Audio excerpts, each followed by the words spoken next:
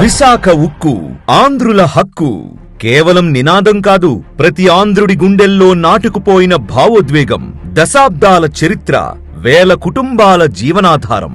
ఈ ప్లాంట్ ఏర్పడిన రోజు నుంచే దేశ నిర్మాణానికి వెన్నెముకగా నిలిచింది విశాఖ ఉక్కు. కానీ ప్రపంచ మార్కెట్ మార్పులు, రుణభారం, ముడిసరుకు కొరత ప్లాంట్ను ఇబ్బందుల్లోకి నెట్టాయి. 2024 నాటికి ఉత్పత్తి 25% పడిపోయి కార్మికుల గుండెల్లో భయం పెరిగింది. అలాంటి క్లిష్ట సమయంలో విశాఖ ఉక్కును బలపరచాలనే సంకల్పంతో కేంద్రం మరియు రాష్ట్రంలోని ఎన్డీఏ ప్రభుత్వం ముందుకు వచ్చింది. ముఖ్యమంత్రి గారు స్వయంగా కేంద్ర ఉక్కు శాఖ మంత్రి కుమారస్వామి గారితో కలిసి తెల్లవారుజామున 2:30 గంటలకు ఆర్థిక శాఖ మంత్రి నిర్మలా సీతారామన్ గారి వద్దకు వెళ్లి పరిస్థితి నివేదించారు. కేంద్రం ముందుకు వచ్చింది. సెప్టెంబర్ 2024లో అత్యవసరంగా 500 కోట్ల రూపాయల ఈక్విటీ, 1140 కోట్ల రూపాయల రుణం మంజూరు చేసింది.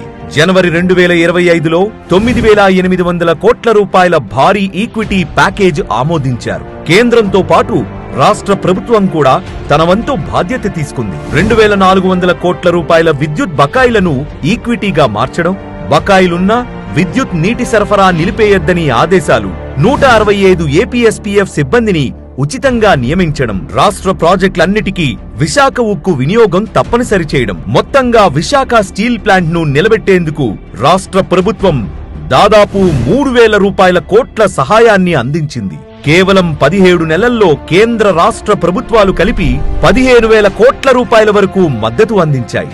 ఈ అన్ని చర్యల ఫలితం సామర్థ్యం 25% నుంచి 79%కి పెరిగింది. ప్రభుత్వమిచ్చిన హామీ చాలా స్పష్టం.